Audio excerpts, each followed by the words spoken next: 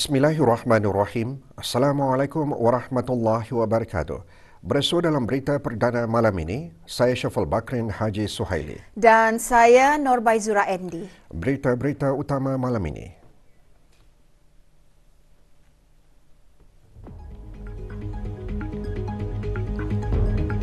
Penerapan prinsip maqasid syariah dapat membentuk keluarga yang harmoni dan bahagia.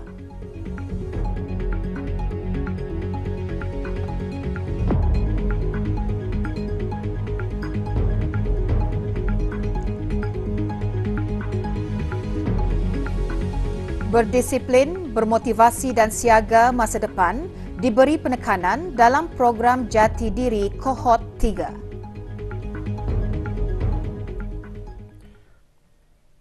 Hari Raya Aidilfitri terus diraikan meskipun Syawal semakin hampir ke penghujungnya. Brunei LNG Sdn Bhd pagi tadi mengadakan sambutan Aidilfitri bersama masyarakat Liang Lumut dan Tutong serta pihak berkepentingan. Majlis diadakan di Klub Rekreasi Liang Lumut. Hadir yang berhormat Pihin Datuk Lela Raja Major Jeneral Bersara Datuk Paduka Seri Haji Awang Halbi bin Haji Muhammad Yusof, Menteri di Jabatan Perdana Menteri dan Menteri Pertahanan kedua. Juga hadir Awang Haji Amirul Hafizin bin Haji Muhammad, Pemangku Pegawai Daerah Blaid.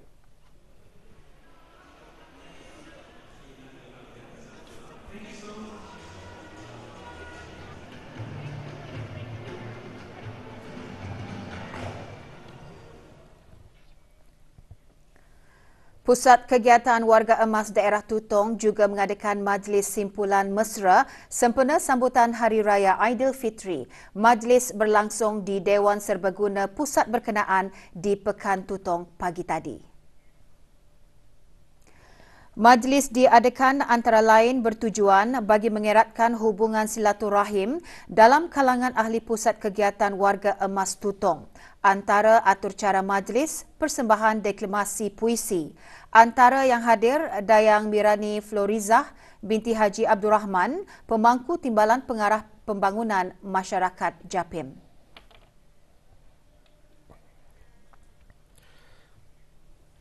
Majlis serupa juga diadakan oleh Jawatan Kuasa Pemimpin Sekolah-Sekolah Agama Kawasan Brunei 1, Jabatan Pengajian Islam, Kementerian Hal Ehwal Agama petang kemarin. Majlis berlangsung di Kampung Salam Bigar. Hadir Deng Haja Mariana binti Haji Jamil, Penolong Pengarah Institusi Pengajian Jabatan Pengajian Islam, Kementerian Hal Ehwal Agama. Forum Pendidikan Sedunia EWF kali ke-19 dihasrat dapat membina kepimpinan dan daya tahan terhadap pendidikan yang lebih kukuh. Ikuti bahan beritanya selepas ini.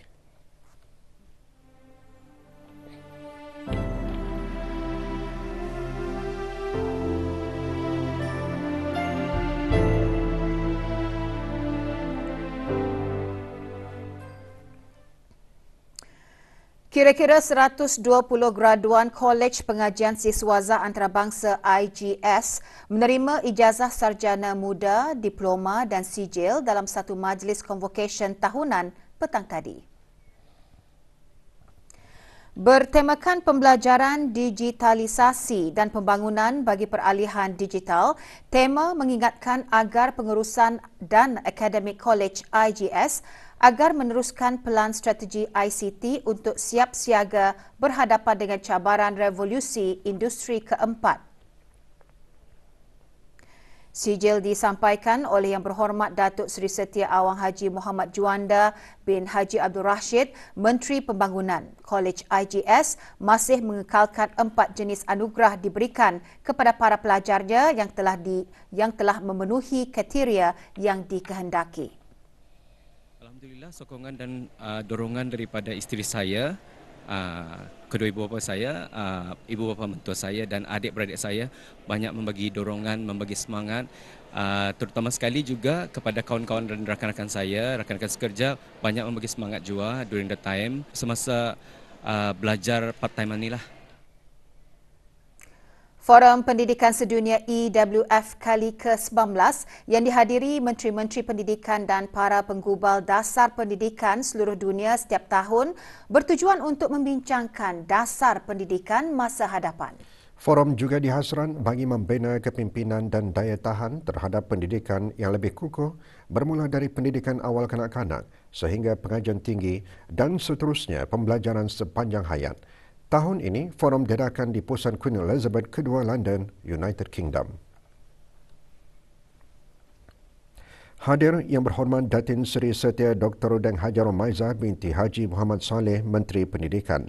Forum yang diadakan pada 7 Mei hingga 10 Mei itu dihadiri 88 Menteri Pendidikan dari 116 negara yang disokong oleh Pejabat Luar Commonwealth dan Pembangunan FCDO, Jabatan Pendidikan DFE, Jabatan Perniagaan dan Perdagangan DBT, British Council dan Rakan Kongsi Industri EWF. Dengan tema permulaan baharu memupuk budaya pembelajaran membina ketahanan, menggelakkan lestari. Lebih kuat, lebih berani, pendidikan yang lebih baik dengan reka bentung. Beberapa sesi plenari dan sesi pertukaran pandangan bersama menteri juga diadakan yang membincangkan pelbagai aspek termasuk isu dan cabaran yang berkaitan dengan pendidikan. Selain itu, EWF juga diisikan dengan sesi lawatan ke sekolah-sekolah yang terpilih di London.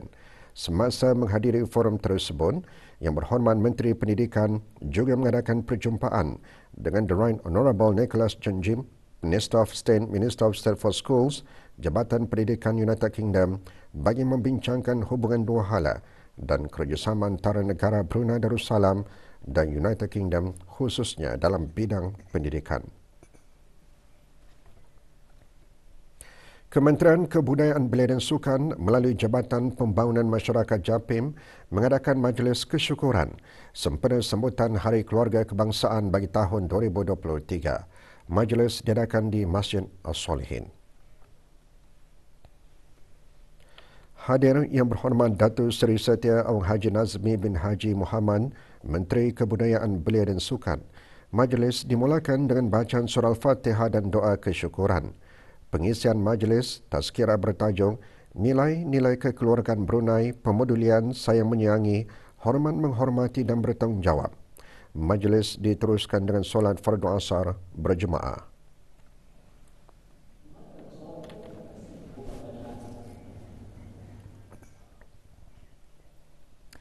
Keluarga sakinah, mawadah dan warahmah menjadi impian setiap keluarga. Namun, bagaimana cara membina keluarga yang diimpikan itu?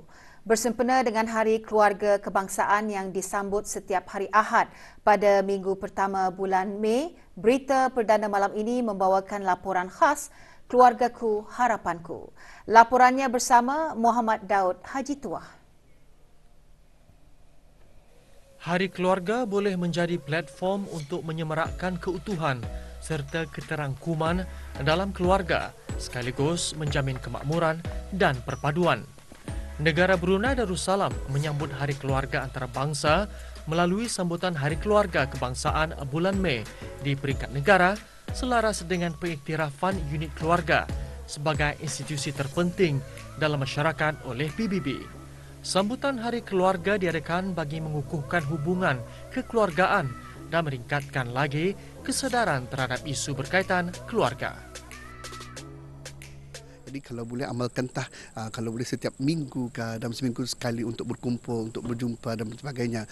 Dan dengan adanya suasana Hari Raya ini pun juga inilah salah satunya juga kita ni untuk mengeratkan lagi hubungan kekeluargaan kita ni.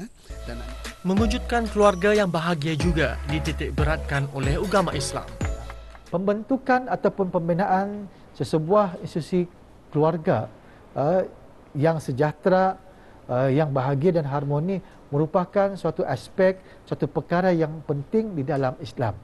Dan kalau kita melihat, kalau kita perhatikan, keluarga yang benar-benar mencapai kesejahteraan, keharmonian, kebahagiaan adalah keluarga yang mempraktikkan ataupun yang menunaikan, melaksanakan prinsip-prinsip maqasid syariah. Sebagai ahli masyarakat, mereka juga berperanan sebagai teladan untuk membentuk keluarga yang sakinah, mawadah dan warahmah.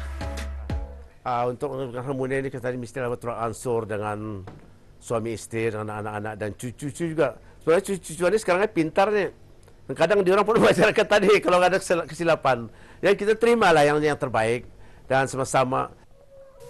Sambutan sebenar Hari Keluarga dapat menyemarak serta mempertingkatkan lagi usaha semua pihak untuk bersama-sama melindungi, mempertahan dan memperkasa institusi keluarga sebagai benteng dan tunjang kestabilan sosial di negara ini.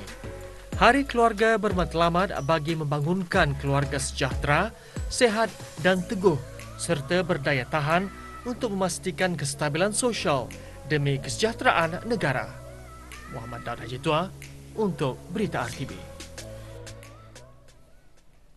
Program Jati Diri Kohort 3 contoh inisiatif kerjasama eran antara pihak kerajaan, institusi pendidikan dan industri dalam sektor swasta. Ia adalah usaha kerana mencapai matlamat Wawasan Brunei 2035 untuk melahirkan insan yang berpendidikan, berkemahiran tinggi dan berjaya. Perkara itu dijelaskan oleh Setiausaha Tetap Wawasan Jabatan Perdana Menteri semasa Majlis Pembukaan Program Jati Diri Kohort 3. Majlis diadakan pagi tadi di Kem Latihan Program Khidmat Bakti Negara Batu Apoi, Temburong. Pangeran Hajah Siti Nirmala binti Pangeran Haji Muhammad juga menyeru ibu bapa dan penjaga pelatih untuk memberi sokongan kepada mereka yang akan menjadi sumber motivasi dan berusaha ke arah kecemerlangan. 90 pelajar IBTE mengikuti pelbagai program yang akan dijalankan selama 3 bulan.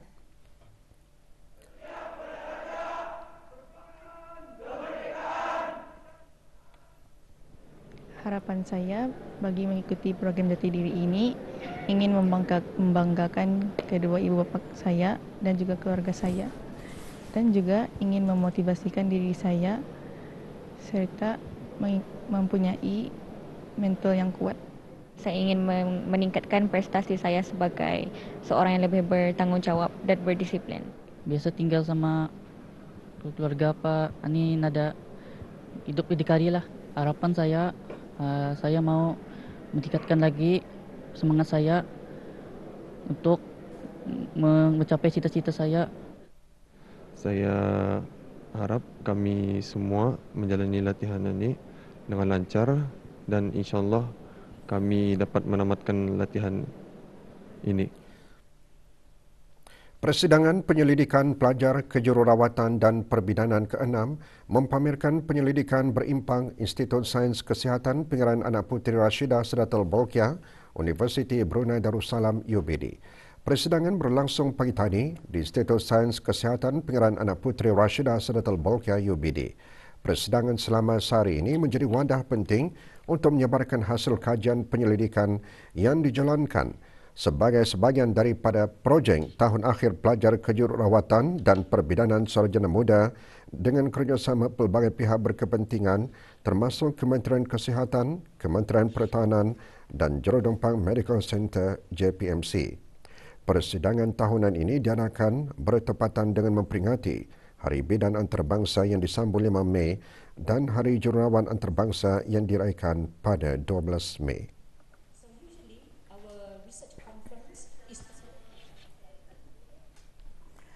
Orang ramai disaran untuk mengambil langkah-langkah penjagaan dan pelindungan diri daripada kesan akibat cuaca panas dan gelombang haba yang boleh menjejaskan kesihatan. Saranan itu dibuat oleh Kementerian Kesihatan berikutan siaran akhbar yang dikeluarkan oleh Jabatan Kaji Cuaca, Kementerian Pengangkutan dan Infokomunikasi berkenaan dengan kemungkinan fenomena El Nino berlaku dan akan menyebabkan keadaan cuaca kering dan panas dijangka berlaku dalam beberapa bulan yang akan datang di negara Brunei Darussalam. Cuaca panas yang terlampau boleh menyebabkan seseorang kerap berpeluh dan kekurangan cecair dalam tubuh, justru boleh mengakibatkan individu terbabit mudah merasa letih dan kurang bertenaga serta berisiko mengalami dehidrasi, kekurangan air dalam badan dan strok haba. Kanak-kanak dan warga emas antara golongan yang paling berisiko tinggi mengalami masalah kesihatan disebabkan cuaca panas ini. Bagi mengelakkan dan mengurangkan kesan terhadap kesihatan akibat cuaca panas ini, Kementerian Kesihatan menasihatkan orang ramai untuk mengambil langkah-langkah seperti menangguhkan atau menghadkan aktiviti lasak. Jika tidak dapat dielakkan, pakai topi atau payung. Gunakan pelindung matahari. Banyak minum air bagi mengelakkan daripada dehidrasi. Elakkan memakai pakaian berwarna gelap, tebal dan ketat, melakukan aktiviti dalam rumah atau bangunan. Ketahui tanda-tanda awal strok haba dan segera berjumpa doktor bagi mendapatkan rawatan. Sehubungan itu, orang ramai diingatkan untuk sentiasa mengambil langkah yang sewajarnya ketika menghadapi cuaca panas dan gelombang haba. Bagi perkembangan terkini, layari laman web Kementerian Kesihatan di www.moh.gov.pn atau mengikuti media sosial rasmi @moh_brunei atau hubungi talian Darussalam 123. Sesi konsultasi skim persaraan kebangsaan SPK bagi ahli-ahli tabung amanah pekerja TAP yang berumur di bawah 50 tahun akan diadakan di Pusat Persidangan Antarabangsa Berakas pada 20 hingga 30 Mei 2023. Sesi konsultasi tersebut bertujuan bagi mengetahui lebih lanjut mengenai anuiti bulanan yang akan diterima semasa bersara dan simpanan ahli SPK. Sesi konsultasi akan bermula pukul 8 pagi sehingga 4 petang pada setiap hari dan ditutup pada hari Jumaat dan Ahad. Para ahli juga disaran untuk membuat tempahan sesi konsultasi SPK melalui booking.tap.com.bn. Sementara itu, mulai 20 Mei 2023, pengguna-pengguna portal e-amanah boleh mendapatkan penyerta SPK bagi anggaran jumlah penerimaan bulanan SPK setelah bersara nanti. Dalam pada itu, cawangan-cawangan TAP serta perkhidmatan dalam talian e-amanah akan ditutup bermula Sabtu 1 Julai 2023 bagi membolehkan pihak TAP untuk melaksanakan proses-proses peralihan ke SPK nanti. Cawangan-cawangan dan perkhidmatan TAP akan dibuka semula mulai Isnin 17 Julai 2023. Orang ramai yang berhasran untuk berurusan dengan TAP bolehlah menghubungi pusat panggilan TAP di talian 2382929 semasa waktu bekerja atau melalui email di us@tap.com.bn.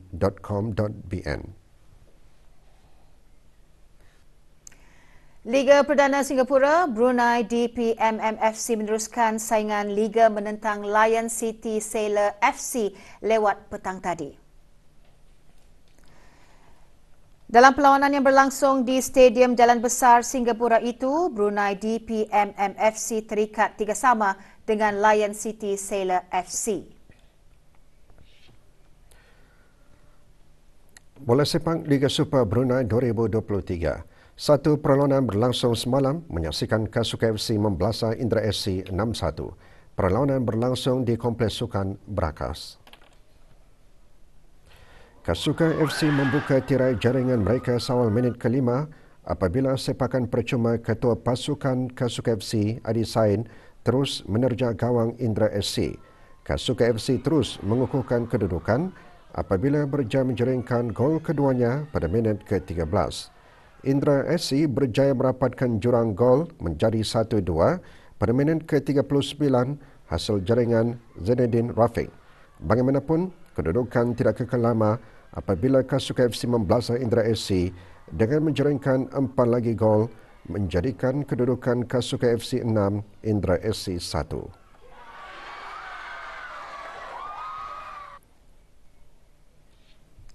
Kegigihan menjalani latihan intensif sejak tahun lalu akhirnya membuahkan hasil yang membanggakan apabila beberapa atlet negara berjaya memperoleh pingat semasa Sukan Asia Tenggara Sukan C ke-32 di Phnom Penh, Kemboja. Kami